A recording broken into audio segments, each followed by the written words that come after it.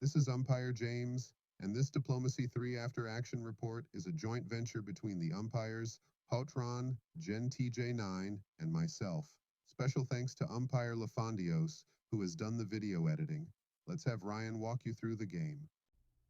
As you can guess by the name, the Diplomacy 3 game was the third such game run by James. The objective of the IKS Diplomacy games is to combine principles of Kriegsspiel with the famous board game Diplomacy.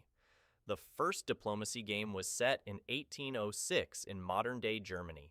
It involved 5 fictional nations emerging from the recently dissolved Holy Roman Empire and covered a 30 by 20 mile region. The second Diplomacy game was set in 1807 and followed in the aftermath of the first game. It had 8 nations which covered a 600 by 400 mile region. Diplomacy 3 followed in the aftermath of Game 2 and covered all of Europe. The intent was to mimic the time period of the Napoleonic Wars. It featured 14 nations and over 100 players. Prior to the military phase, the various nations had the opportunity to establish diplomatic relations, as well as to build up their armies during a period of the game called the diplomatic phase. Some nations blessed with greater populations and resources were able to support larger armies than others. The diplomatic phase was filled with lots of wheeling and dealing by all the nations. Some did better than others at securing strong alliances. There were also some hijinks, including imprisoned ambassadors. The game starts with a bang in March 1809. France immediately invades North Italy. Throughout most of the diplomatic phase, Naples was antagonistic towards North Italy, but in a later period just before combat, the leaders of North Italy convinced Naples to join them. This saved North Italy as Naples' army raced to defend North Italy, whose army was very small and weak. Sweden had inexplicably built up almost no army and was highly vulnerable. The other nations were eager to take advantage. Russia and the Netherlands invade Sweden virtually unopposed. Britain assists the Netherlands by ferrying their troops with their large navy. Sweden's only ally, Russia, has already betrayed them with a backstab in the first moment possible. Having failed to establish strong relations with any other nation, they have no one to call on and are in big trouble. Abensberg was the winner of both previous diplomacy games. During the diplomacy phase, their nation combined with Brandenburg, also known as Prussia. The two, now under the United Kingdom of Germany, attacked Austria with some success. By June, Sweden continues to be gobbled up. Denmark and Britain had joined the feeding frenzy. The British tried to take Stockholm, but Russia beat them to it. Most of Sweden's leaders are abandoning ship, heading to outer colonies far from the reaches of European armies. Austria is also in big trouble. They had moved their armies to defend against Germany, leaving their southern border very lightly defended. The Ottomans, an ally of Germany, seized the opportunity and swept through much of the country. Despite the Austrians focusing on them, the much larger German army is still seeing success in their sector and rapidly expanding as well. Russia has invaded a portion of Germany to honor their alliance and support Austria. They made some meager gains, but in so doing, angered a nation with the largest army in the game. The combined armies of Italy and Naples saw some success against France in northwest Italy. In honor of their alliance with Sweden, Germany declared war on Denmark for a minute. Then they immediately reached prearranged concessions with the transfer of one Danish city. This little bit of diplomatic maneuvering was quite smart to honor their alliance and maintain their prestige without getting embroiled in a big war. Sweden is no more as the last of its resources, and cities are gobbled up by the Dutch, Danes, British, and Russians. A lone Swedish general has taken a small cavalry contingent to embark upon a guerrilla war against the Russians. Italy and France are at a stalemate, but France is bringing in additional reinforcements.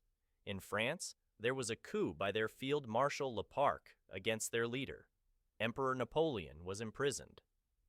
The new French leadership has very different ideas about how to prosecute this war and will heavily change the balance of Europe. Napoleon was focused on defeating Italy and allied with Germany. His relationship with Spain was lukewarm, with both sides secretly thinking about attacking each other. The new leadership is keen to focus on Germany as the largest threat and wants to improve relations with Iberia. Austria is now almost gone, except for the grand city of Vienna, which holds out against a siege. The rest of the country is split between the Ottomans and Germans. The Ottoman Empire launched a surprise invasion of Russia. They made some gains along undefended territory, but where they fought, they lost, mostly not having concentrated their forces enough. Russia's front is very wide. They'll have trouble fighting both Germany and the Ottomans now that Austria is mostly dealt with. They bit off more than they could chew when attacking Germany. With winter setting upon the land, this was a much quieter period. The only major battle was at Grenoble, where the Italians captured 7 French divisions and took the city. The Italians suffered heavy losses crossing the Alps in the winter. Russia pulled back across all fronts, focusing on the defense of their valuable mines, as mined resources are a hot commodity globally. They even abandoned Stockholm in an effort to avoid angering the other countries wanting control of Sweden.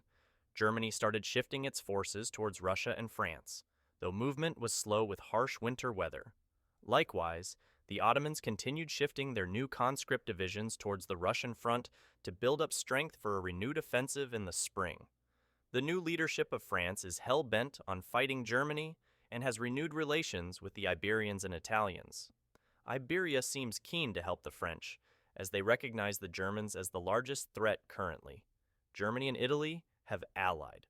North Italy angered the Iberians, but the Napolese do have good relations with them.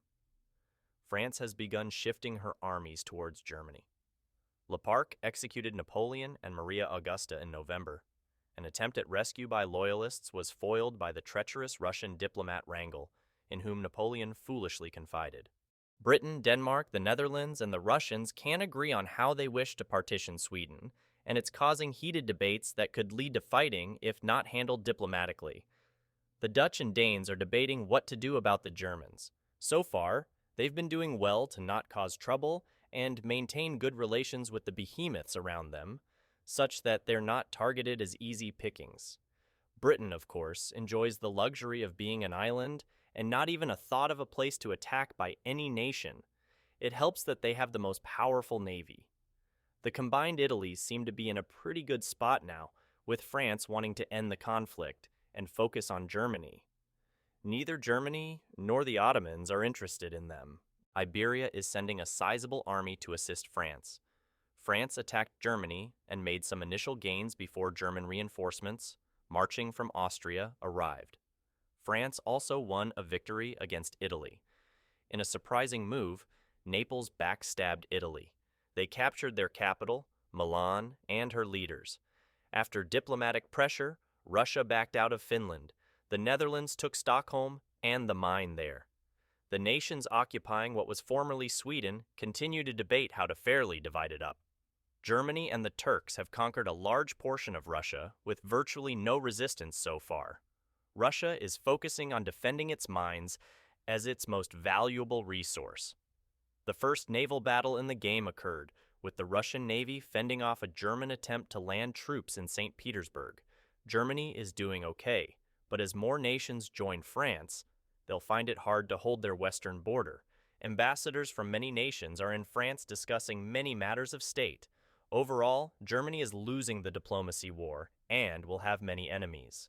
Fortunately, they and their allies, the Turks, boast some of the strongest armies in Europe, and together can face virtually all the other nations. The Danes are landing troops in Toulon to support Italy, maybe, but they've not fought against the French yet.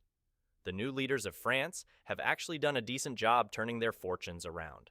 They have strengthened alliances and went from about to fight Iberia to having Iberia assist them against Germany.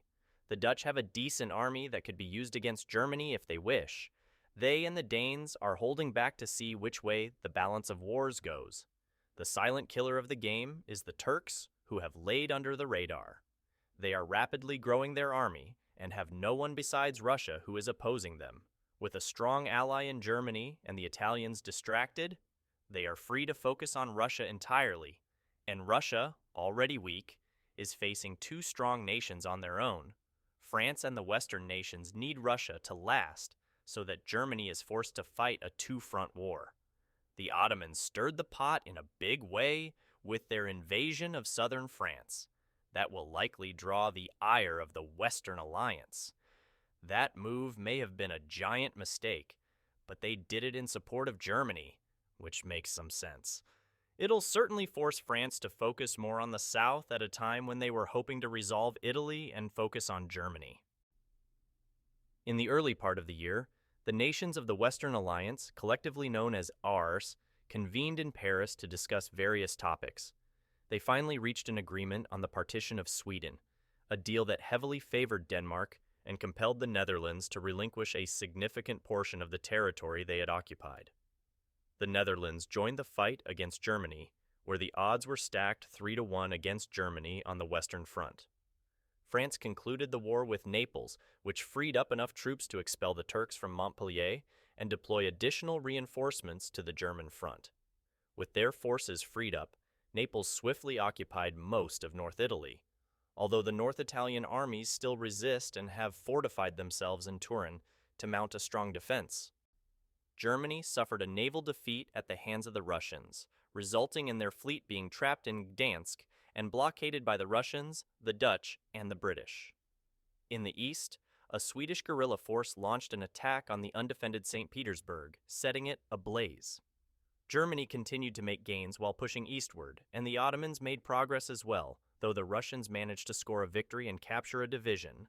Overall, the situation looks bleak for both Russia and Germany. Germany needs to cease fighting Russia and concentrate on holding its Western Front until it can deploy the recruits currently in training. Such a move would allow Russia to shift its focus toward the Ottomans, a dire necessity. The Ottomans have faced little opposition for most of the game, but their vast territorial control has stretched their forces thin, mostly dedicated to maintaining their occupation. Currently, France appears to be in a favorable position, but its allies are eyeing its undefended borders, contemplating when the right moment might be to betray them. With Italy unified under Naples and the conclusion of the French-Italian War, it remains to be seen what the Italians will do next. Despite participating in the ARS alliance conversations, Denmark has yet to commit to the fight against Germany. The Germans continue to lose significant territory. They are withdrawing many units from the Eastern Front, but it will take time for them to reach the West. Meanwhile, the Danes have joined the fight against the Germans, along with the British, who launched attacks from the north, with the British conducting a naval landing. This war is beginning to resemble World War I more than the Napoleonic Wars.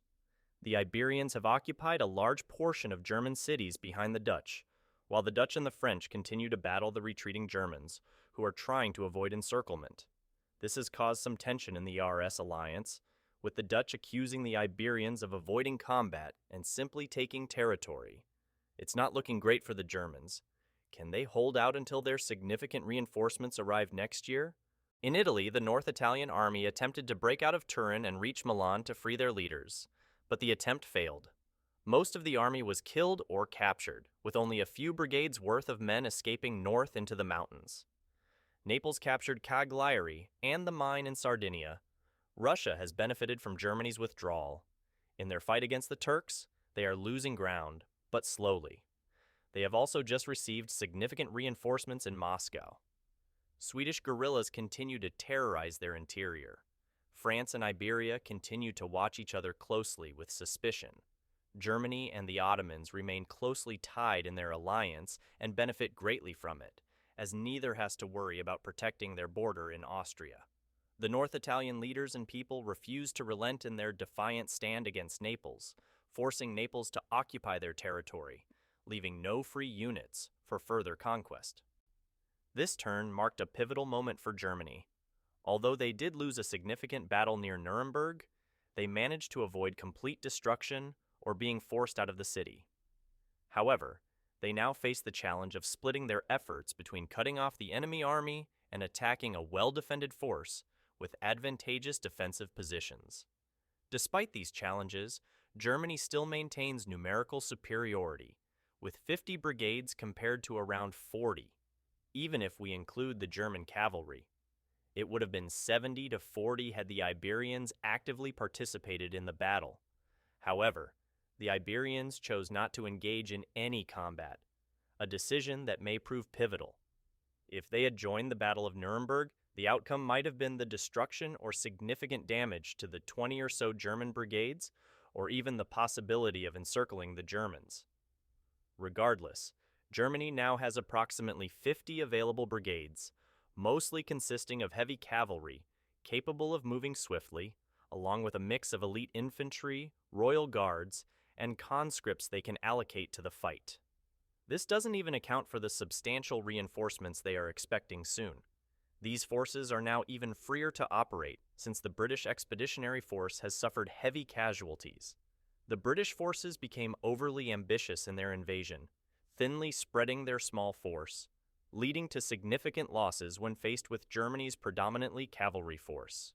The British struggled to escape the pursuing German cavalry since they lacked a nearby port city. Eventually, they conducted a desperate Dunkirk-like evacuation from the shore, resulting in the capture of one of their surviving brigades. Overall, this represents a significant setback for a country with a relatively small army and reduces the pressure on Germany. Elsewhere, the Iberians made an offensive landing in the territories occupied by Germany and Austria, thus opening a new front and threatening Germany's weakly defended territories. Naples, Italy, remained relatively quiet this turn. They have mostly secured their occupied territory, and no one is seriously considering attacking them, except for the Ottomans, who are not an immediate threat at this point. Naples appears to be raising a volunteer army for Iberia and Barcelona, which could be helpful, but only Britain or the Ottomans have the capacity to deploy a significant force. Consequently, it may not be fully utilized. At this point, Naples' forces are heavily tied down in occupations, making their army less of a threat. It's worth noting that their economic minister, an expat from Austria, is performing well in negotiating favorable deals for goods and materials with various countries across Europe. Denmark is faring well. As a minor power, they have skillfully positioned themselves in a role that Naples should occupy. They not only successfully detained Sweden's diplomats, but also managed to secure land concessions from major powers. Although they possess a minimal army, everyone recognizes the importance of having Denmark on their side. If Germany chose to do so, they could likely push Denmark into Sweden within 2 turns. Turning to the east, we find Russia facing a situation reminiscent of World War I. This turn, they face some unfortunate setbacks. Their counterattack against Germany, which should have succeeded, failed. Additionally, the Ottomans, thanks to some smart and lucky moves, have maintained a significant military advantage. Despite some reinforcements heading to the Ottoman front, it may be too little, too late. While the Ottoman front remains challenging, it is not insurmountable. However, Tsar Doom's decision to shift blame to his field marshal and undermine morale among his team might have been counterproductive. The field marshal, who witnessed Doom remove another general for defeatism, has now plotted a coup.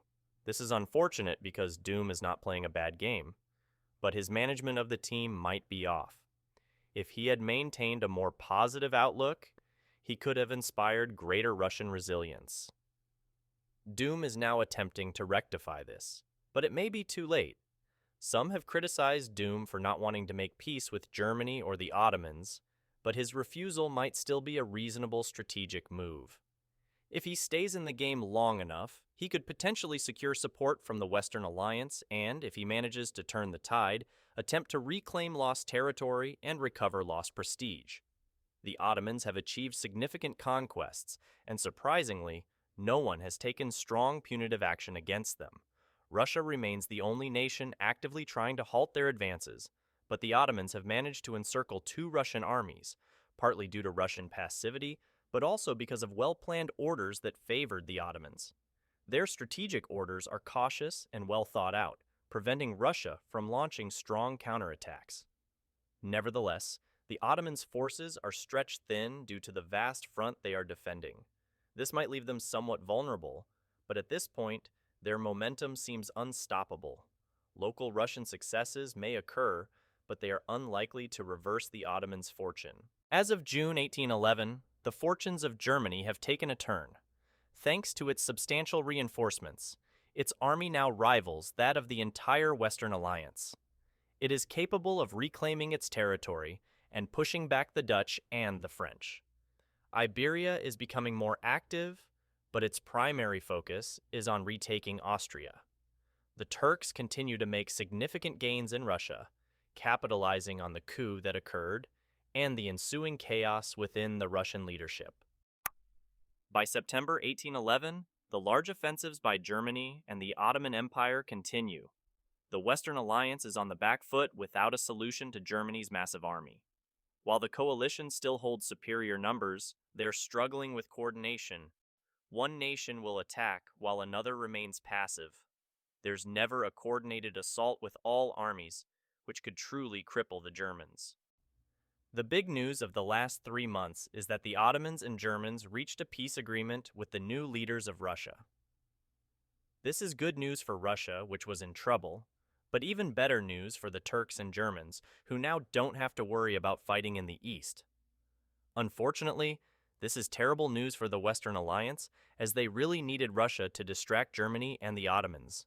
Germany has a major force that completed training, 100 brigades, and they immediately put it to use, primarily pushing into the Netherlands. They lost Vienna to Iberia, but otherwise, they held their position.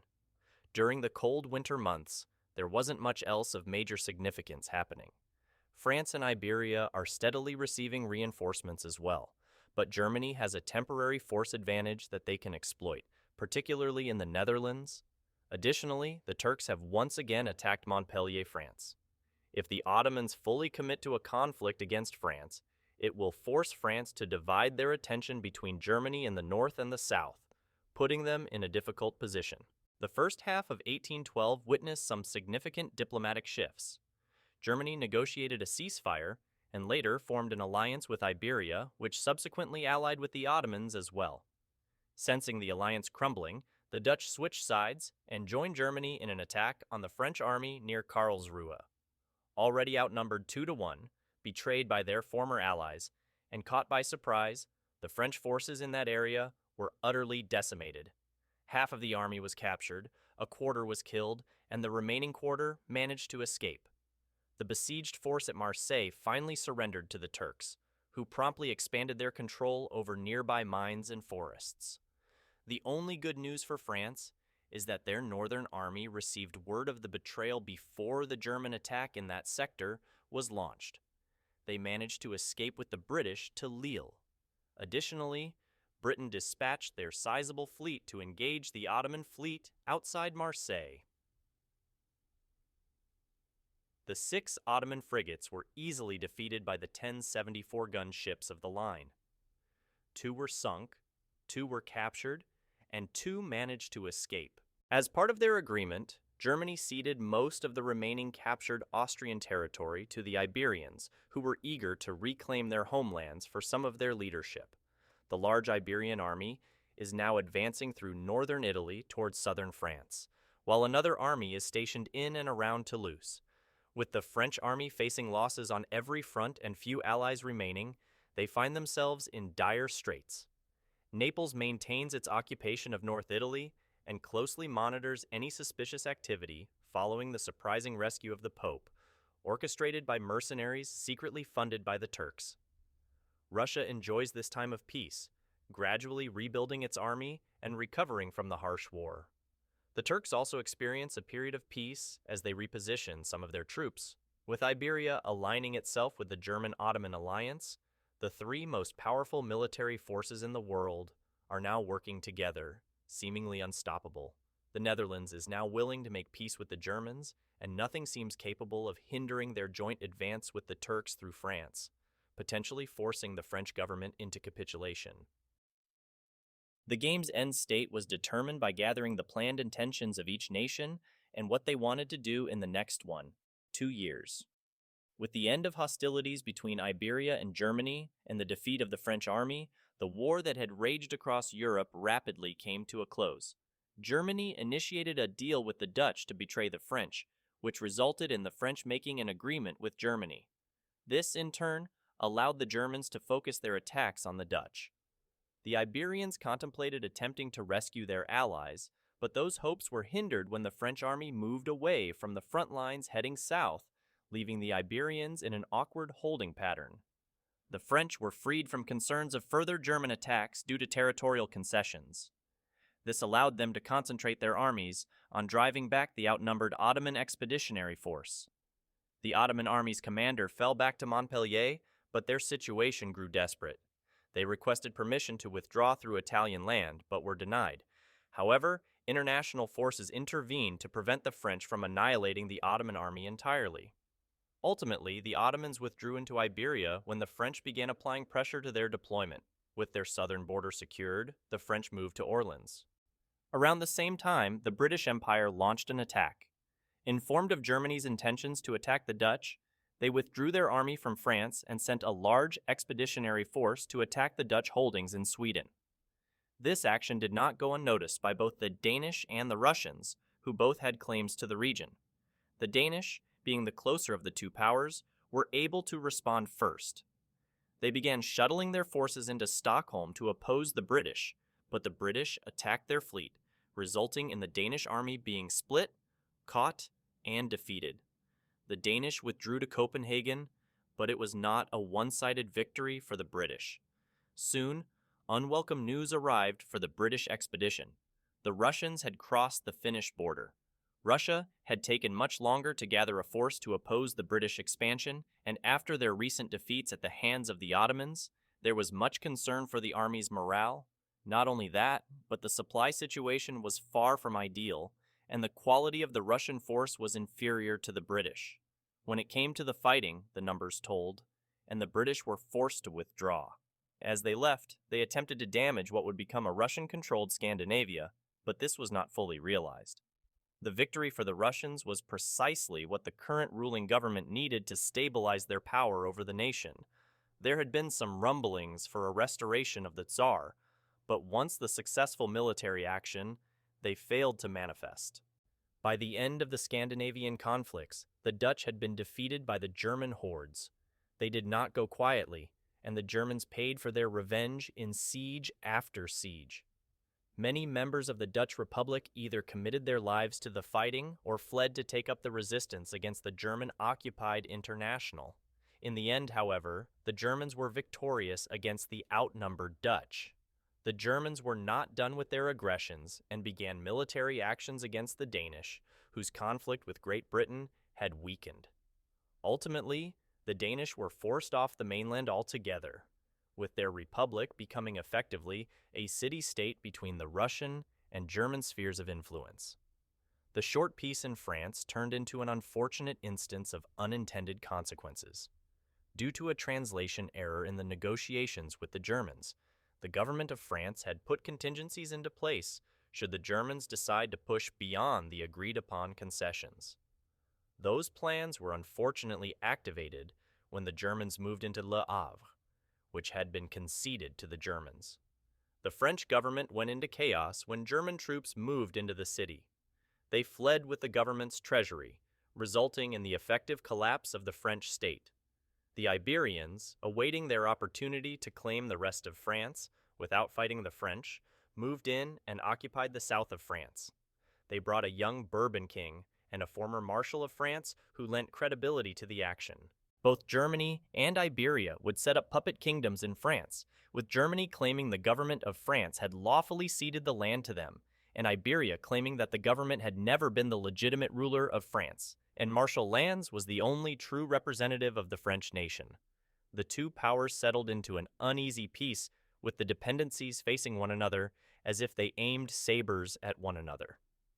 The Germans also set up a puppet government in the Netherlands, while annexing their conquered lands of Austria, Denmark, and Russia into their empire. Germany itself was ravaged by war.